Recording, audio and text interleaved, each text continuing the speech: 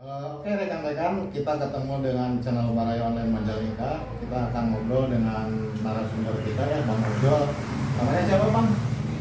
Biasa dipanggil Om Kevin, Bapak panggil aja Komek. Nah ini kita akan ngobrol ya, atau bertanya ke beliau tentang sisi lain dari kehidupan ojol ya. Mungkin nanti saya akan nanya mulai kapan ya dia masuk ke dunia perojolan. Oke, selamat pagi Om Kevin ya? Iya, Om pagi. Kevin dari komunitas Barayo Online Majalengka ya Om? Online Majalengka ya. Begini Om, si Om kan sebagai driver ojol ya, itu ada suka dukanya nggak di kehidupan seorang ojol itu? Ya kalau yang namanya kehidupan di jalan itu pasti banyak suka dukanya ya. Dari mulai penumpang yang bawa barang berlebihan, terus sampai hal-hal nyeleneh ketika yang nanti saya ceritakan waktu saya lewat jalur bundaran Taman Raharja ya, itu saya pernah di depan lewat ada mobil berhenti pas macet ya. Nah, saya otomatis kan ikut berhenti juga gitu tanpa nanya atau gimana gitu ya. Itu ada perempuan yang berdiri tepat di samping saya, langsung naik ke motor saya gitu. Saya tanya, Mbak mau kemana? Ini kan Mas Agus katanya gitu. Bukan Pak, nanti aja drivernya lagi di belakang mungkin, tunggu aja. Jadi ketukar driver gitu cerita? Iya, ketukar driver gitu. Disangkanya saya mau ngejemput dia gitu. Terus gini Om Kevin nama aslinya Om Agus ya? Bagus ya. Itu si Om masuk ke dunia perojolan itu tahun berapa sih? Saya ikut di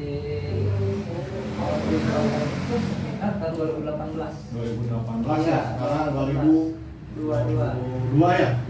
Sekian tahun lah gitu kan, lumayan. Terus kemudian di sisi pendapatan gitu Om, kan katakanlah kebanyakannya masyarakat kita itu memandang si driver ojol itu kan tidak terlalu ini ya, katakanlah amat di bawah gitu. Tapi secara ekonomi gitu ya, pendapatan di perojolan itu gimana Om? Ya alhamdulillah kalau di yang namanya pendapatan itu ya tergantung bagaimana cara kita mensyukurinya. Cuman kalau dari secara kenyataannya di perojolan itu ya agak lumayan ya, daripada kita istilahnya nggak karuan bengong gitu ya, nggak ada kerjaan gitu. Bahkan mungkin kalau bisa dibilang lumayan fantastis kalau dibilang gitu ya pendapatannya ya. Oke, ini Om, kalau misalkan di ojol itu sukanya apa, terus kemudian dukanya itu apa gitu kan? Karena mungkin di setiap mata pencarian atau profesi ya tetap ada suka dukanya gitu ya. Mungkin kalau untuk sukanya dulu ya. Untuk sukanya mungkin kita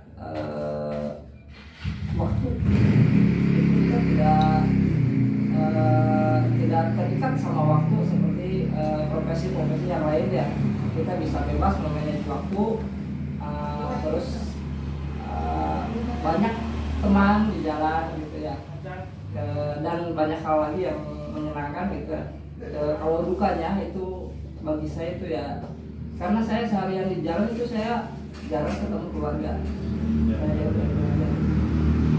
itu aja. Mungkin sukanya ya. Iya. Apa dukanya tuh? Dukanya ya ketika kadang saya suka iri begini ya, ketika orang lain sudah berada di rumah, kita masih berada di jalan gitu. Iya. Melewati hujan, gelap. Bentar dulu Om. Itu hujan bisa dilewati gitu Om? Apa gimana gitu? Ya kalau yang namanya hujan itu ya harus dilewati gitu. Oh iya. Kalau nggak dilewati, Hujan petir badai lah gitu ya. Iya. Kalau ojol itu ya. iya, kita harus kuat fisik, harus kuat fisik buat itu demi keluarga ya. berarti ketika kita keluar dari rumah yang tetap yang diutamakan tetap keselamatan ya Om. Ya, Bukan keselamatan. kecepatan ya kan? Iya. Terus apalagi misalkan mengejar orderan gitu kan? Iya. Kita biasa-biasa aja gitu kan? Oke. Kemudian ini Om, misalkan di Om main apa ya sebenarnya? Gojek, apa Grab gitu? Apa dua-duanya gitu? Dulu saya main di Grab ya, tapi tanpa membanding-bandingkan ya. Semua aplikasi juga bagus orderannya, cuman di kita melihat dari apa jumlah driver di daerah kita itu ya. Oh, keringetan ya Om? Ini Iya, Om? panas nih saya, Ini panas. Om? Nggak ada tisu soalnya. Nggak usah, Saya pakai kalau Om. kalau pakai gitu saya gatal. Oke, kemudian begini Om, nggak usah dijawab itu pertanyaannya sebenarnya. Nah, kemudian ini Om, kadang ini sebenarnya saya enggan sih nanya ke si Om itu karena saya berpikir apa si Om bisa menjawabnya apa tidaknya, ini masalahnya ini berbenturan dengan pemerintah ya Om. Iya. Seperti halnya seperti ini nih yang kita lagi rame gitu kan. Saya Bahan bakar bentar dulu Om, saya Ya. belum beres nih, jangan berantem aja ini. Ya. Bentar dulu Om. Gini Om, masalah bahan bakar nih, tanggapan si Om aja ya, atau mungkin harapan itu kan emang sih ini masih wacana kan, Ya. masih wacana bahwasanya Pertalite ya kalau nggak salah ya, itu mau dihapus, kemudian mau diganti Pertamax. Ya. Nah, otomatis kan itu masalah harga dari Pertalite sama Pertamax kan jauh beda nih Om. Dampaknya bagi seorang ojol kalau misalkan pemerintah mengesahkan wacana tersebut, dampaknya bagi ojol atau Om Kevin sendiri itu gimana tuh? Kalau misalkan Pertalite dihapus tuh, otomatis kan harus beli Pertamax, ya kan pengeluarannya kan lebih gede. Itu gimana tuh dampaknya tuh? ini pendapat apa kritik nih? Kalau kritik, Ya bebas-bebas aja Om, ini kan namanya juga podcast ya. Kalau pendapat saya Gini Om, kita protes atau mengungkapkan suara, tetapi kita nggak turun di jalan gitu Om. Ya. Karena sekarang kan medianya udah, ya katakanlah di YouTube juga kita bisa kok demo gitu kan. Ya. Nah, gimana Om? Ya, kalau tanggapan saya mengenai ini peralihan dari bahan bakar ya, dari Pertalite ke Pertamax ya, mungkin saya kurang paham betul tujuan pemerintah kenapa hal itu diadakan gitu ya. Cuman kalau yang jelas mungkin pemerintah punya target tertentu karena situasi yang ada di negara kita ya. Kita sebagai ojol cuma bisa nerima aja gitu ya.